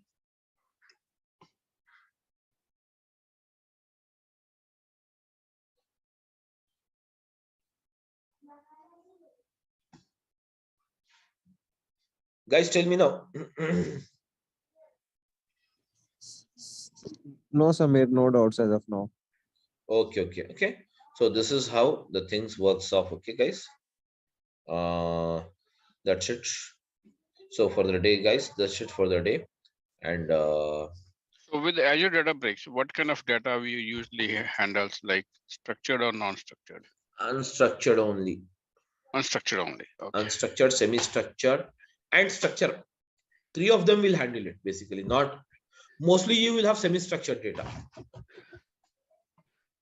Okay, thank you. That's it, guys. So this is the thing we have it. Please go ahead now. So to learn Databricks, do we need any predefined technical background? Hello, am I audible? Yeah, tell me. Yeah, no, I'm just asking, what are the prerequisites to learn this Azure Databricks? See, basically, yeah, prerequisites is that if you know the Python, or if you know the R, or if you know the SQL, that is very well. You can just understand the code, what you can do. If not, also I will explain you, and you have to put your efforts much on that, because this is basically a purely type of a technical job where you have it, what we are doing in Databricks. If you don't want the amount of coding, you don't need actually the coding. Simply you can go with the ADF rather than going with the ADB. Okay, so I'm basically ETL background. Okay. Yeah. So what do you suggest? Should I go for ADF or ADB? I'm not really sure. And I would like to you're basically technical, you're from technical background or non-technical, or I am basically ETL developer, Informatica developer. Then you can go with the ADB. Why not? Definitely ADB will work for you. Okay. And to be Azure data engineer, what are all the services we need to know? Like to be an Azure data engineer, if you know ADF, then also you'll call as a Azure data engineer. If you know ADB, then also it is called as you are called as a Azure data engineer. If you know the Synapse, then also you will call as a Azure data engineer only. Okay, so either one or should be fine, that means, right? Yeah. No, I heard the reason I'm asking, I heard ADF also like something like it's an ETL tool only, and here you have mentioned ADB also ETL tool only, right? See, if you have what is the companies are doing till the job of data ingestion in a project. I'm telling you the live session, live scenario what is going on right now. in most of the projects up to the data ingestion. Ingestion means what? Extraction. Up to this data extraction, they're using the ADF. Further, for transformation and loading, they're using the ADB. Some projects. Okay. Because you have more good facilitation, or we can say good facilities, or very flexible to perform the process of data ingestion using this that is ADF, because ADF does not uses any code. It is basically a menu driven this thing. But here you will have to write the code for everything: extraction again, transformation, and again loading again. Basically, using this ADB, you can design. It is mainly focused on the visualization, data visualization. That means visualization in the sense performing the analysis on the data, etc. Okay. So my understanding is like ADF might be something like a tool based, like ETL. You can go with this ADF or ADB, anything, because already you have a technical background. You do not worry about it. Okay. And both are not, if I would like to join any training, both are not. Both means it will be very good. No issues. Okay. I'm trying to join any one of these. So what is it? Should I start with ADF or ADB? Like being an ETL. That you have to decide it. I can't tell, because you basically, I'm telling you now, if you are mainly, you think that you can manage the amount of coding, then you can go with the ADB. If you don't want the coding, because ADB is required anyways in the process. One time in one situation, you can do the job without ADF also, but ADB is very mandatory to have it mostly. So just how it's better to have ADB knowledge. You can just decide it. That's not a problem. Okay. Yeah, I got it. Thank you. That's it. Thank you, guys. Thank you, everyone. Any other questions? Sir, may I know what is Synapse used for? Synapse is totally a visualization process. It is basically called as a data warehouse of Azure. Synapse. Okay. So data visualization, analysis. I told you the analysis, data visualization, all analysis from this part. Once the data is loaded into that sync system, from here the data is picked up. And now we use a technique called OLAP, online analytical process. And using this artificial intelligence or machine learnings, all this we apply it further on this data. Whereas can you see here the machine learning, artificial intelligence, or machine learning or artificial intelligence, all this is the part of what is that we have it. The Synapse performs this job, this type of job, more focusing on the visualization of the data. So, sir, like I just wanted to know, ADF and ADB are enough to crack a job in the current market scenario? More than enough. Synapse, see, in this particular course, we are covering Synapse. We are covering integration with even the Snowflake. I'm covering integration with even the Amazon Web Services. Integration with all various things I'm using up here. So anyways, you will not have anything where you need not do that. So you can do it very well. That's not a problem. Okay, so sir, ADF and ADB are enough, right? Yeah, that's more than ADF is enough. ADB individually is also enough. ADF and ADB combination, okay, if you have that, it's very good. If not, it's not like that. If you know ADF, you don't get a job. Definitely you will get the job, even if you know the ADF or not, or the ADB. That's not a thing. There is a misconception in the market that if you know the ADF, you should also know this ADB, then only you'll get a job. It's not like that. These are two different services you have it. ADF has its own functionality and ADB has its own functionality. Okay. The only thing is just the market is a bit low, so worried, that's all. Market is obviously in this November and December, the market will be low. Okay. Always, again, it will pick up after January 15th. Okay. That is the every year issue you will have it in IT sector. Okay. Whether you go with the training or whether you go for real-time jobs searching, everything, the slang will be like that. See, every batch I'll be having 50 to 60 students, but this November and December I have a less amount of students. That obvious. That it does not mean that the market is out. Of course, the flow will move. It will slow down automatically. It will pick up, because right now most of the times, even in the US, this ending of the year, so everyone will be prepared for Easter and everything, Christmas.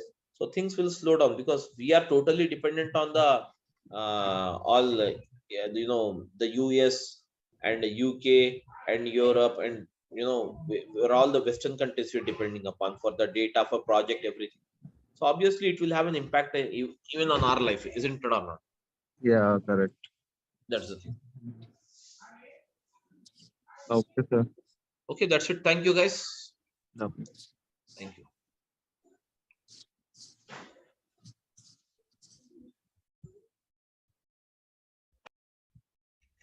Yes, am I audible, Yes, guys? sir. Yes, sir. Good morning. Okay, so let us start now. So Azure Databricks. Okay, guys, Azure Databricks.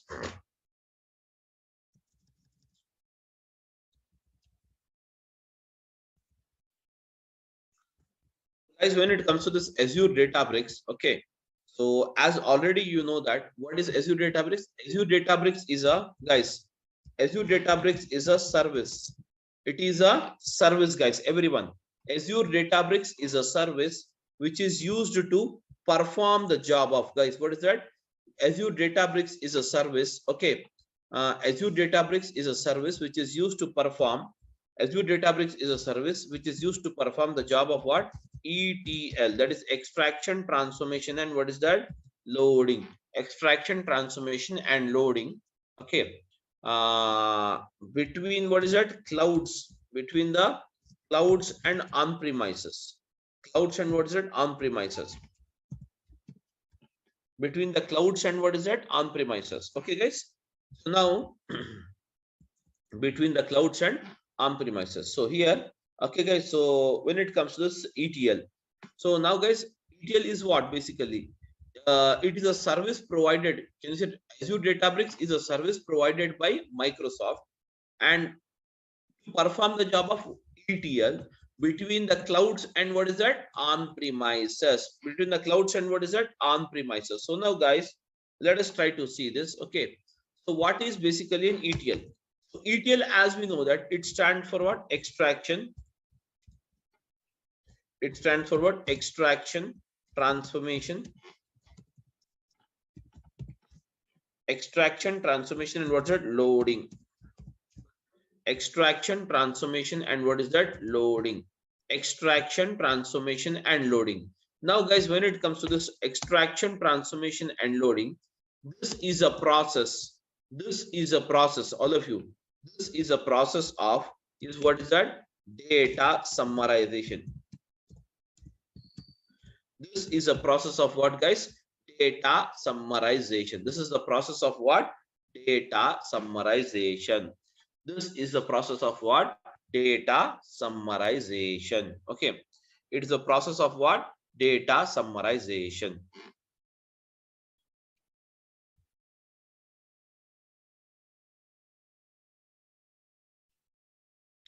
It's a process of what?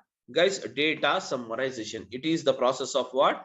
Data summarization, wherein you have, what is that? Source. You have, what is that?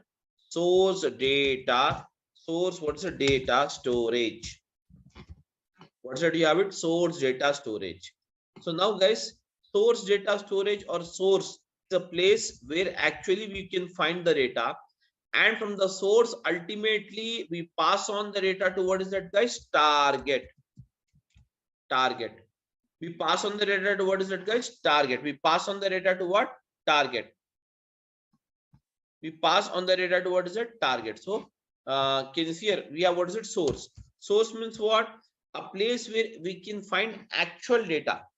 The place where we can find, what is it, guys? Actual data. All of you following, please? Yes, guys.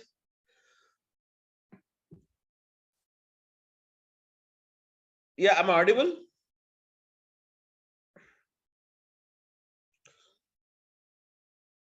Yes, sir. Yes, sir. Okay. So now,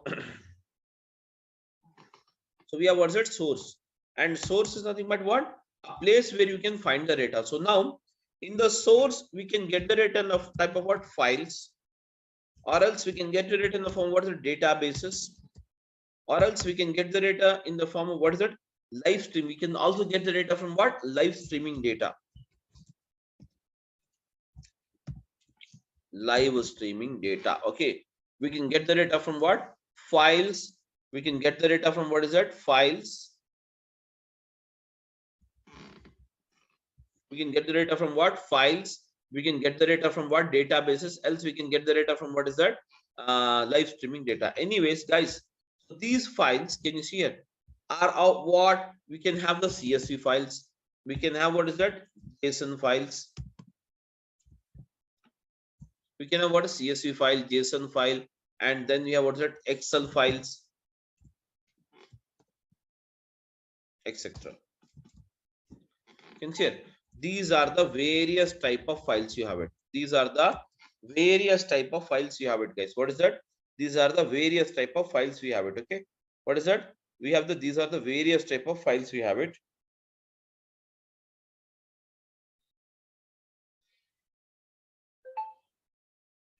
Okay, guys. So these are the various type of files you have it. So what we do is ultimately we pull in the data.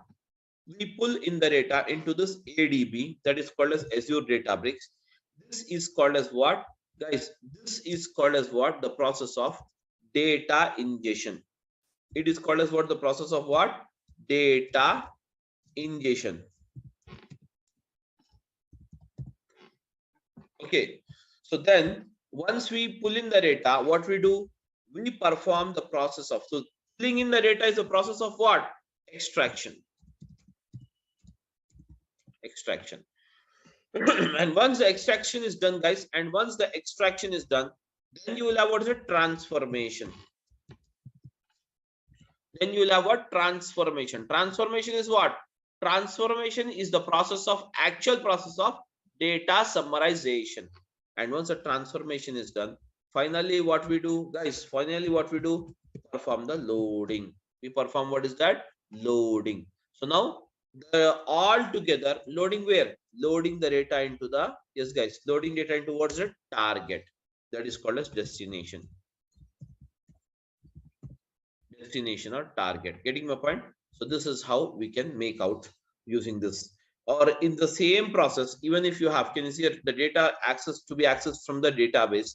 So what we do, we using this ADB, that is Azure Databricks, we pull in the data, and now again the same process, that is called as E. Again, then you have what is it? T. What did you have it? T. T stands for transformation. Again, finally we put the data into what is it? Loading. Okay, what is it? Loading is a final process, and loading the data into what is that? Destination. So destination is what? Destination is the actual target. Destination,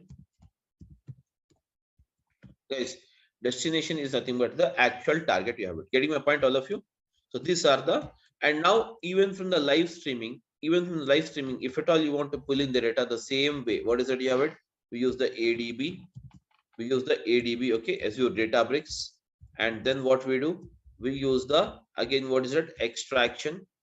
And then we perform what is that? Transformation, guys. What is that? Transformation. And then finally we use what is that? Loading. We perform the loading. And now, guys, this loading will be done ultimately into what is that? Destination. What is that? Destination. Getting my point? This is how the entire process works on. Okay, extraction, transformation, and finally loading the data into this. Now, guys, even we have discussed it in the last class, but just I wanted to brush it up before we move ahead. Guys, use what is that? Let us see first of all what is a big data. Guys, you already know what is big data now. Yes, guys, what is big data? Big data is nothing but, what do you mean by big data, guys? Huge data. What is that? Big data is nothing but what? Huge data or huge information. Huge information is called as what?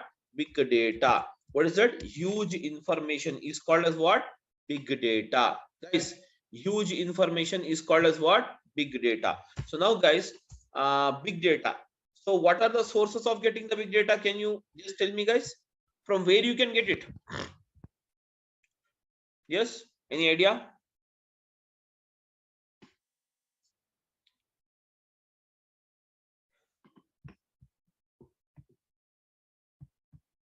Yes guys, I'm audible. Maybe event hubs, storage account. Okay, anyways, anyways guys, we get the big data from various sources. So such as what? Social networking sites. Social networking sites. Okay guys, we get the data from what? Social networking sites. That is big data. Such as, what do you mean by social networking sites? WhatsApp, Facebook. Okay, Facebook, WhatsApp, then you have Twitter,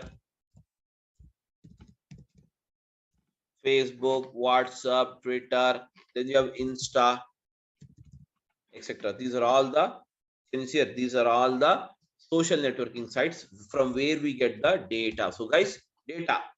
So basically what you can say, this is a business now. This is a business, and from the business we get the data. And data, what we do? Data, we put it in the form of what? Files or whatever the type you have it. And these files, we get it into ADB, that is Azure Databricks. And from here, we get the data into Azure Databricks, perform the job of what? Extraction. And then we do what? Transformation. And then we do what? Loading. And loading into what is that is finally destination. Loading into what? Destination. Destination. Getting my point? Loading the data into what is that? Destination. Okay. Loading the data into what is that? Destination. Finally, the data will be loaded into what? Destination. Okay, guys, everyone.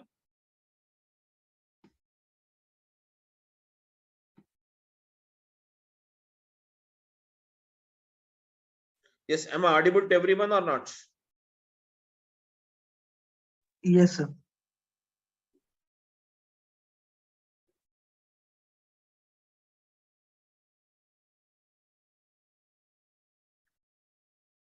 Okay, guys, that's it. So now, next, apart from this, we can also get the data. Yes, we can also get the data from what? Social networking sites. We can also get the data from what? Banking applications. We can also get the data from what? Banking applications. So what in the banking applications, we can get the data. And from here, what we do? We pull in the data. And now this time, whenever you have a banking applications, the data will be loaded, or data will be stored in the form of what? Databases only, guys. From the databases, what we do? We pull in the data, guys. We pull